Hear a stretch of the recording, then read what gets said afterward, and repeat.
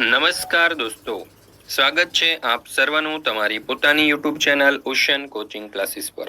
મિત્રો, દ્વિતીય સત્રાંત પરીક્ષા 2025 આવી રહી છે અને આ પરીક્ષાઓની અંદર દરેક બાળકો ખૂબ સારામાં સારું પરિણામ મેળવી શકે અને ખૂબ સારી તૈયારી કરી શકે એ માટે થઈ અને આપણે બ્લુ પ્રિન્ટ પ્રમાણેના મોસ્ટ આઈએમપી પ્રશ્નપત્ર અને અસાઇનમેન્ટ તૈયાર કરેલા છે। આ બ્લુ પ્રિન્ટ પ્રમાણેના પ્રશ્નપત્ર અને અસાઇનમેન્ટ તમને ફક્ત આપણી ઓશન કોચિંગ ક્લાસીસની ચેનલ પર જ જોવા મળશે, બીજે કોઈ જગ્યાએ તમને જોવા મળવાના નથી। તો જરૂરથી આપણી ચેનલ સબસ્ક્રાઇબ કરી દેજો અને આવનારા તમામ વિડીયો જે છે અને તમામ પીડીએફઓ જે છે તે બ્લુ પ્રિન્ટ પ્રમાણેની હશે આપણી દ્વિતીય સત્રાંત પરીક્ષા માટેની, તો જરૂરથી તેનો અભ્યાસ કરી લેજો।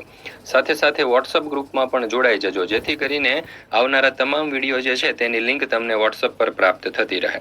ચાલો દોસ્તો, તો શરૂ કરીએ ધોરણ 6 વિષય હિન્દી દ્વિતીય સત્રાંત પરીક્ષા 2025 નું તારીખ 17/4/2025 ને ગુરુવારના રોજ જે કુલ 80 ગુણનું પ્રશ્નપત્ર લેવાનું છે તેનું સંપૂર્ણ સોલ્યુશન।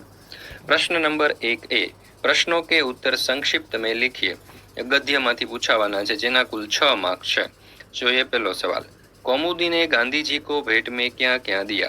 तो जवाब आवश्य कौमुदी ने अपने कीमती गहने गांधी जी को दे दिए, क्योंकि उसकी दृष्टि में देश का महत्व गहनों से अधिक था। बीजो सवाल, वाजिद को कैसे पता चला कि बर्तन में मोहरे है? तो जवाब आवश्य वाजिद जब घड़े की सील तोड़कर तेल निकालने लगा तब घड़े से सिक्कों की आवाज आई। उसे लगा कि घड़े में तेल के नीचे कुछ है, इसलिए उसने सारा तेल दूसरे बर्तन में निकाल लिया।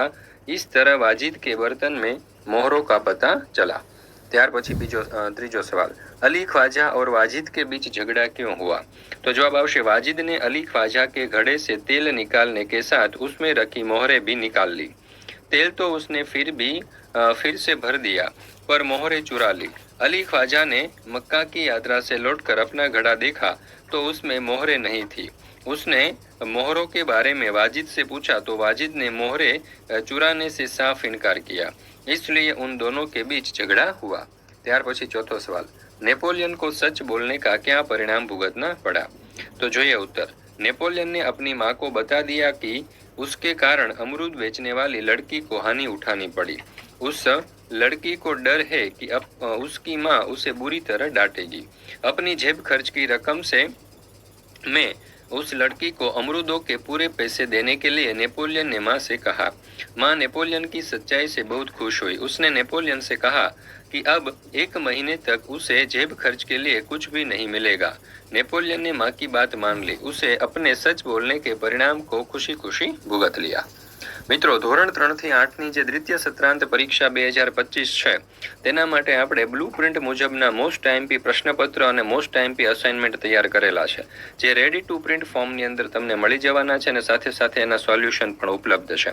આ જે બ્લુ પ્રિન્ટ પ્રમાણેના પ્રશ્નપત્ર છે તમારી સ્વાધ્યાયન પોથી એકમ કસોટીઓ અને ગયા વર્ષના જૂના પ્રશ્નપત્રમાંથી મોસ્ટ આઈએમપી પ્રશ્નો વેણીને આપણે મૂકેલા છે, તો જરૂરથી અભ્યાસ કરી લેજો। પરીક્ષાની તૈયારી માટે ખૂબ ઉપયોગી સાબિત થશે અને જરૂરથી પરીક્ષામાંથી આમાંથી ઘણા બધા પ્રશ્નો પૂછા છે અને સારામાં સારા માર્ક્સ તમે મેળવી શકશો।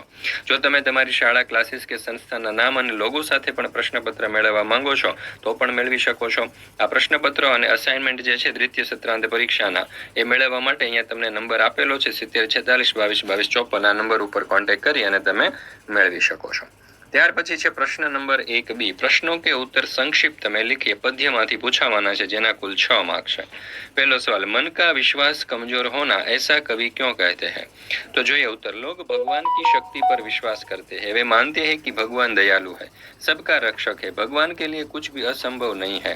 आज दुनिया में अत्याचार बढ़ते जा रहे हैं, साधारण आदमी उन्हें रोकने में असमर्थ है। इन अत्याचारों का अंत होता दिखाई नहीं देता। कवि भगवान से प्रार्थना करता है कि ऐसे समय में वे अपनी शक्ति का परिचय दे ताकि उनके प्रति लोगों का विश्वास कम न हो। ત્યાર પછી બીજો सवाल, सबका जीवन ही बन जाए मधुवन का भावार्थ क्या है? मधुवन का अर्थ है वह बगीचा जिसमें सुंदर और खुशबूदार फूल खिले हो। हमें सबको खुशियों के फूल बांटने चाहिए। ये फूल पाकर लोगों के चेहरे पर उदासी नहीं रहेगी, उनका मन प्रसन्नता से भर जाएगा, वे आनंद और उल्लास का अनुभव करेंगे। इस प्रकार उनका जीवन सुखी बन जाएगा। तीसरा सवाल, कंप्यूटर और इंटरनेट से हमें क्या लाभ हुआ है? कंप्यूटर से बड़ी गणना भी पलक झपकते हो जाती है। बटन दबाते ही बैंक में आपका पूरा खाता सामने आ जाता है। घर बैठे रेलवे और हवाई सफर के टिकट बुक करा सकते हैं। घर बैठे मुद्रण कार्य किया जा सकता है। सेना, शिक्षा आदि तमाम क्षेत्रों में कंप्यूटर का उपयोग वरदान सिद्ध हुआ है। इंटरनेट जानकारी का भंडार है। इसमें किसी भी क्षेत्र से संबंधित पूरी और प्रामाणिक जानकारी मिल सकती है। चौथुं, हम जगत में क्या अर्पण करना चाहते हैं, क्यों? तो हम जगत में सुख, शांति और मैत्री भाव अर्पण करना चाहते हैं। आज जगत में बुराइयां बढ़ रही है, जीवन के सुख शांति का अभाव है, लोग एक दूसरे के शत्रु बन रहे हैं, वे एक दूसरे से बदला लेने के लिए तत्पर है। इसलिए इस अशांत और दुखी जगत को हम सुख, शांति, प्रेम और मैत्री अर्पण करना चाहते हैं। प्रश्न नंबर 2, निम्नलिखित कहावत का अर्थ देकर वाक्य में प्रयोग करके लिखिए। किन्ही तीन, જેના કુલ 6 માર્ક છે, એટલે કે એક કહાવત જે છે તેના 2 માર્ક્સ છે। તો જોઈએ આપણે પહેલી કહાવત, आसमान से गिरा खजूर में अटका। જોઈએ એનો अर्थ, एक के बाद एक विपत्ति में फंसना। राजू पहले ही बीमारी से जूझ रहा था और अब उसकी कार भी खराब हो गई, जैसे आसमान से गिरा खजूर में अटका। ત્યાર પછી બીજું છે અક્લ બડી या भैंस। शरीर बड़ा होने की अपेक्षा अक्ल बड़ी होती है।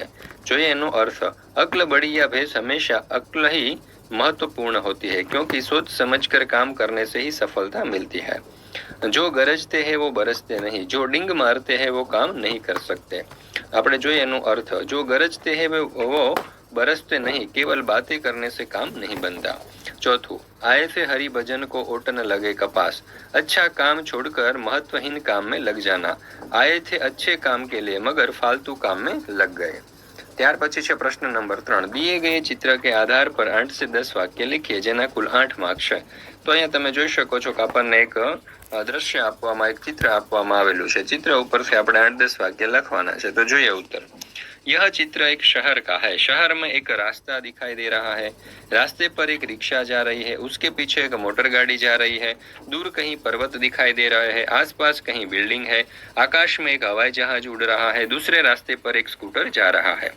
ત્યાર પછી છે પ્રશ્ન નંબર 4, વાક્યો को सही क्रम में रखकर कहानी फिर से लिखिए।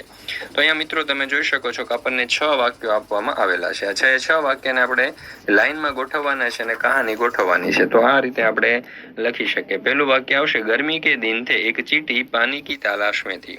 बीजू वाक्य आवशे, चींटी पत्ते पर बैठ गई। तीजू, कबूतर ने पत्ते को किनारे पर रख दिया। चौथुं, शिकारी कबूतर पर निशाना लगाता है। पांचमू, चींटी ने शिकारी के पैर पर डंक मारा। અને છઠ્ઠું, बंदूक की आवाज से कबूतर उड़ गया।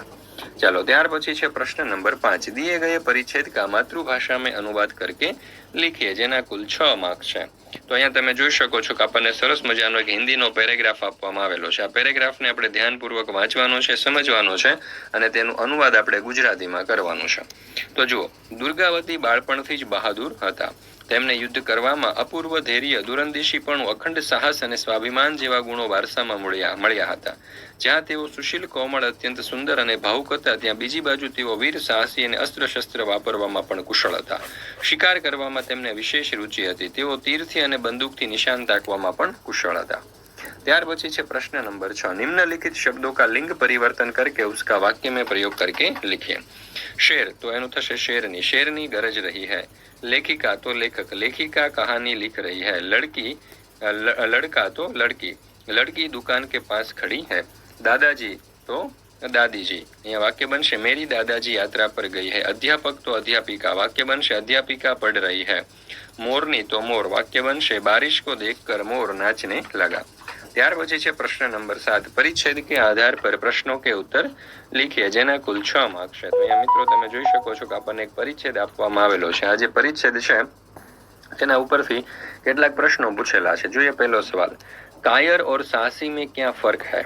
उत्तर, कायर वह होते हैं जो भय के सामने डरते हैं और हमेशा सोचते रहते हैं, जबकि साहसी वे होते हैं जो डर के बावजूद कार्रवाई करते हैं और संघर्ष में सफलता प्राप्त करते हैं। बीजो सवाल, किसके बिना योग्यता व्यर्थ है? तो साहस के बिना योग्यता व्यर्थ है। बिना साहस के कोई भी व्यक्ति अपनी योग्यता का सही उपयोग नहीं कर सकता। त्रीजो, दुनिया का इतिहास किन की कहानियों से भरा पड़ा है? तो जवाब आवशे, दुनिया का इतिहास साहसी पुरुषों और स्त्रियों की कहानियों से भरा पड़ा है।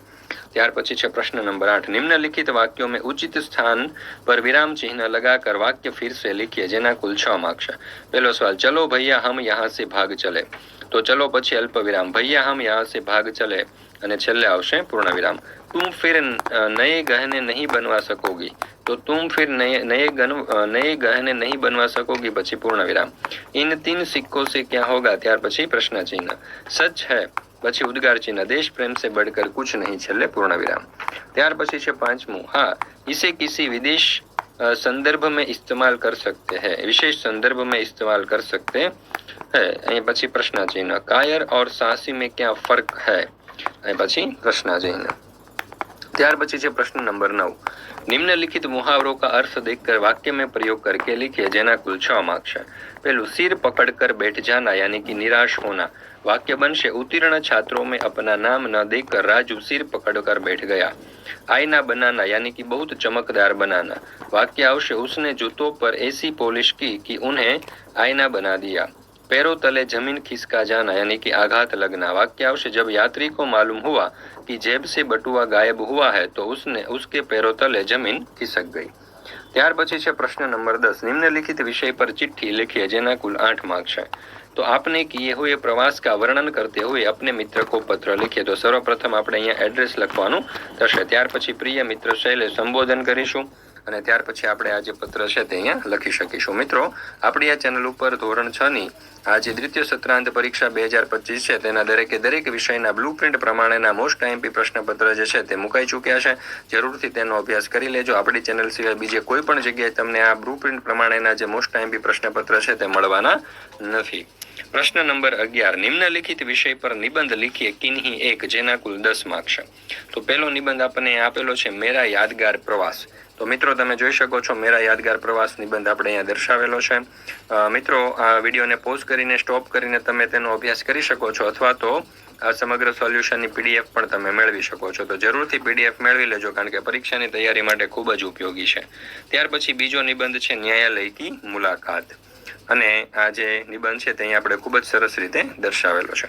મિત્રો, આ દ્વિતીય સત્રાંત પરીક્ષા તમારી પૂર્ણ થશે ને એટલે તમારું વેકેશન પડશે અને વેકેશનની અંદર તમે જો વેકેશનનો સારામાં સારો સદુપયોગ કરવા માંગતા હોય તો આપણે તમારા માટે 2 કોર્સ લોન્ચ કરેલા છે। એમાં પહેલો કોર્સ જે છે તે વૈદિક મેથ્સનો છે અને બીજો જે છે તે સ્પોકન ઇંગ્લિશનો છે।